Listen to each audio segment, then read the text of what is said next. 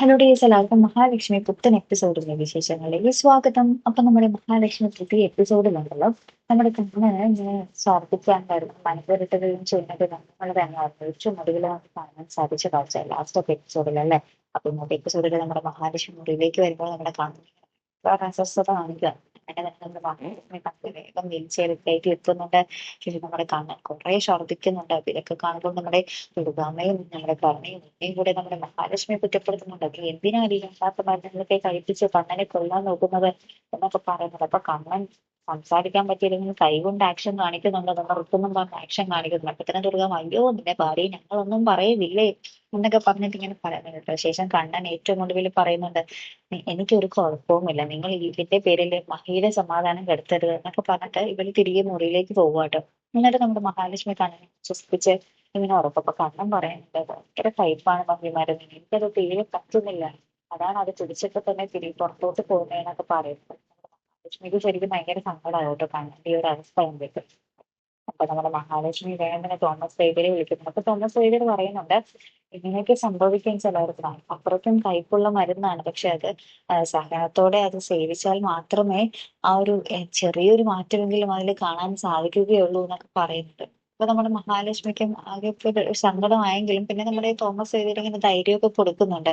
സാരില്ല, ഞാൻ അടുത്ത തവണ വരുമ്പോൾ കുറച്ച് കയ്പ് കുറച്ചിട്ട് മരുന്ന് തരാം എന്നൊക്കെ പറഞ്ഞ് നമ്മുടെ മഹാലക്ഷ്മിയോട് പറയുന്നുണ്ട്. അപ്പൊ മഹാലക്ഷ്മി തിരികെ നമ്മുടെ കണ്ണന്റെ അടുത്ത് വന്ന് വീണ്ടും നമ്മുടെ കണ്ണനെ ഇങ്ങനെ തലോടി തലോടി ഉറക്കുന്ന ഒരു ദൃശ്യങ്ങൾ തന്നെയാട്ടോ കൂട്ടുകാരെ നമുക്ക് കാണാൻ സാധിക്കുന്നത്. പിറ്റേ ദിവസം രാവിലെ എണീറ്റിട്ട് നമ്മുടെ മഹാലക്ഷ്മി പൂജാമുറിയിൽ കയറി ഇങ്ങനെ പ്രാർത്ഥിക്കുക, കണ്ണീരൊഴുക്കി പ്രാർത്ഥിക്കുക. ഇന്നലത്തെ കണ്ണേട്ടനെ പറ്റിയ ഒരവസ്ഥ പോലെ ഇനി ഒരിക്കലും പറ്റില്ലേ, ആ ഒരു അവസ്ഥ എനിക്ക് കണ്ടു നിൽക്കാനാവില്ല എന്നൊക്കെ പറഞ്ഞിട്ട് അയ്യപ്പ സ്വാമിയോട് എല്ലാവരോടും ഇങ്ങനെ പ്രാർത്ഥിക്കുന്നൊക്കെ ഉണ്ട്. ഇപ്പൊ നമ്മുടെ മഹാലക്ഷ്മി പൂജാമുറിയിലെന്ന് ഇറങ്ങുമ്പോൾ അവിടെ കരുണ ഇരിപ്പുണ്ടാവും. അപ്പൊ കരുണയോട് നമ്മുടെ മഹാലക്ഷ്മി ചോദിക്കുന്നുണ്ട്, നീ എന്തിനു നേരത്തെ എണീറ്റോ എന്ന് ചോദിക്കുമ്പോൾ നമ്മുടെ കരുണ പറയുന്നുണ്ട്, കണ്ണേട്ടന്റെ അവസ്ഥ കണ്ടിട്ട് എനിക്ക് ഉറക്കം വന്നില്ലായിരുന്നടി എന്ന് പറയുന്നുണ്ട്. അപ്പൊ നമ്മുടെ മഹാലക്ഷ്മി എടുത്ത് വായിക്കും ചോദിക്കുന്നുണ്ട്, ഓ നിനക്ക് അങ്ങനത്തെ സഹജീവികളോടുള്ള സ്നേഹമൊക്കെ ഉണ്ടോ എന്നൊക്കെ ഇങ്ങനെ ചോദിച്ച് പിന്നെ നമ്മുടെ കരുണ ഒന്നും രണ്ടും പറഞ്ഞ് അങ്ങോട്ടും ഇങ്ങോട്ടും വഴക്കും തല്ലു വരെ ആകുന്നുണ്ട് കേട്ടോ ഏറ്റവും ഒടുവില്. നമ്മുടെ കരുണ പറയുന്നുണ്ട്, നിനക്ക് നിന്നെ സ്നേഹിക്കുന്ന ആ സാഗറിനൊപ്പം ഒളിച്ചോടി പൊയ്ക്കൂടേടി എന്നൊക്കെ പറഞ്ഞിട്ട് കുറെ പറയുമ്പോൾ നമ്മുടെ മഹാലക്ഷ്മി പറയുന്നുണ്ട്, ഞാൻ എന്നെ വളർത്തിയത് എന്റെ അമ്മയാ, അല്ലാണ്ട് രണ്ടാനച്ഛനല്ലല്ലോ എന്നൊക്കെ പറഞ്ഞിട്ട് പരസ്യമായിട്ട് നമ്മുടെ കരുണയുടെ അച്ഛനെ വിളിക്കുന്നുണ്ട് കേട്ടോ.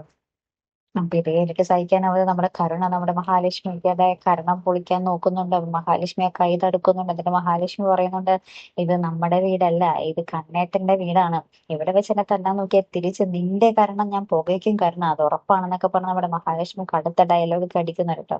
അതിന് പിന്നാലെ നമ്മുടെ കണ്ണൻ നമ്മുടെ മഹാലക്ഷ്മിയോട് പറയുന്നുണ്ട്, എനിക്കിന്ന് വയ്യാത്തതുകൊണ്ട് ഞാൻ ഇന്ന് ഓഫീസിലേക്ക് ഇല്ല മഹി, ഞാൻ സാഗറിനെ വിളിക്കാം, എന്നിട്ട് താൻ സാഗറിനൊപ്പം ഓഫീസിൽ പോകണം എന്ന് പറയുന്നത്. മഹാലക്ഷ്മി ആരെയും കണ്ണിട്ടിന് വയ്യാതിരിക്കണല്ലേ ഞാൻ പോണില്ല എന്നൊക്കെ പറയുമ്പോൾ നമ്മുടെ കണ്ണൻ പറയുന്നുണ്ട്, ഇല്ല പറ്റില്ല, ആരെങ്കിലും ഒരാൾ അവിടെ വേണം എന്നൊക്കെ പറഞ്ഞ് നമ്മുടെ മഹാലക്ഷ്മിയെ വിടുവാട്ടോ.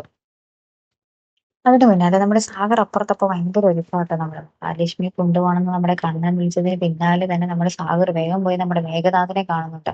അപ്പൊ മേഘനാഥൻ പറയുന്നുണ്ട്, ഇന്ന് നീ നോക്കിക്കോടെ, ഇന്ന് ഉറപ്പായിട്ട് നീ തന്ന സാരി ആയിരിക്കും അവൾ ഇടാൻ പോകുന്നത്, അങ്ങനെയാണെങ്കിൽ നീ ഉറപ്പായിട്ട് മനസ്സ് തുറക്കണം, ഇന്നത്തോടുകൂടി കാര്യങ്ങൾക്കൊക്കെ തീരുമാനമാക്കണം എന്നൊക്കെ പറയുന്നുണ്ട്. അപ്പൊ സാഗറും ശരി ഞാൻ ഇന്നത്തോടുകൂടി എല്ലാത്തിനും തീരുമാനമാക്കും എന്നൊക്കെ പറയുന്നുണ്ട്. അപ്പുറത്താണെങ്കിൽ നമ്മുടെ മഹാലക്ഷ്മി ഇങ്ങനെ സാരികൾ ഇങ്ങനെ നോക്കുക.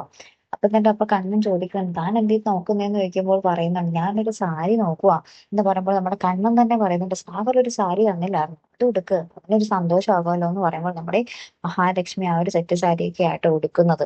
എന്നിട്ട് നമ്മുടെ കണ്ണൻ പറയുന്നുണ്ട്, പോണ വഴി സാഗറിനോട് ഒരു മുല്ലപ്പൂ കുറച്ച് മുല്ലപ്പൂ മേടിച്ചു തരാൻ പറഞ്ഞിട്ട് താൻ അതൊക്കെ തലയിൽ ചൂടി തന്നെ നാടൻ പെണ്ണായിട്ട് വേണം ഓഫീസിൽ പോകാൻ, എന്നിട്ട് അവിടെയൊക്കെ തന്നെ വീഡിയോ കോളൊക്കെ ചെയ്യണം കേട്ടോ, എനിക്ക് എന്റെ ഭാര്യയെ മുല്ലപ്പൂ ഒക്കെ ചൂടി കാണാലോ എന്നൊക്കെ ഇങ്ങനെ പറയുന്ന ഒരു നിമിഷങ്ങൾ തന്നെയാണ് കേട്ടോ കൂട്ടുകാരെ ഏറ്റവും ഒടുവിൽ നമുക്ക് കാണാൻ സാധിക്കുന്ന കാഴ്ച.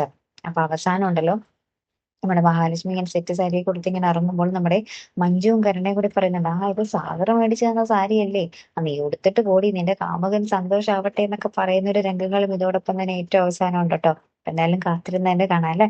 അപ്പൊ അടുത്തൊരു വീഡിയോ വരുന്നത് വരയ്ക്കും ഗുഡ് ബൈ.